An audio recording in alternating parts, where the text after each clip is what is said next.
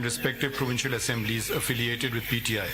The ECP, by misinterpreting the judgment of this court dated 13 January 2024, which was regarding non-holding intra-party elections in PTI, wrongly mentioned the said candidates of the PTI as independents in Form 33 of the election rules. The ECP had no authority to declare validly nominated candidates of a political party to be independent candidates. Similarly, a candidate once declared himself or herself as a candidate of a political party could not subsequently resile from his candidature of a particular party after the last date of withdrawal of the nomination papers. It is important to mention here that neither the PTI nor any candidate affiliated with PTI approached either this court before or during the hearing of these proceedings or the High Court to challenge the decision of the ECP, declaring them as independents. However, in view of the fact that the appeal and the petition are a continuation of election proceedings before the ECP, we can look into the vagaries of the decision of the ECP in the light of the provisions of Article 51D and E of the Constitution, read with sections 66, 67 and 104 of the Elections Act 2017 to safeguard the interest of women and non-Muslims.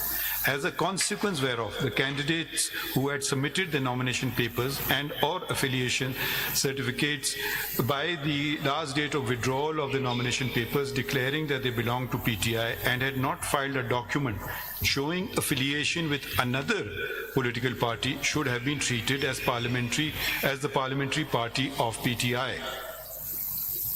But needful was not done by the ECP.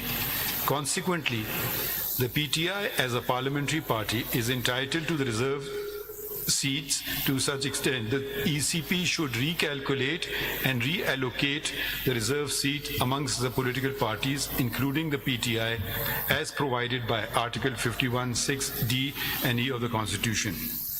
The candidates who had submitted the nominations papers by 24 December 2023, which was the last date of submission of nomination papers, and had declared themselves either as the independent candidates or left blank the relevant column in the nomination papers declaration and were elected, shall be considered to be independents.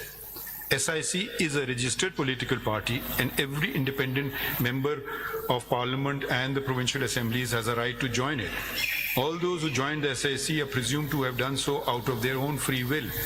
None of them claim to have joined SIC because of any misunderstanding of any judgment, the law, compulsion, coercion, or undue influence, and it is not for this court to presume otherwise. We must ensure that words are not read into the Constitution, nor to ascribe artificial meaning to commonly understood words. We must also abide by validly enacted laws and must not do anything either to hinder or to facilitate a political party by ignoring the law's mandate. I think this concludes today's proceedings. Thank you, everyone. Thank you, Sir Honor. Thank you so very much.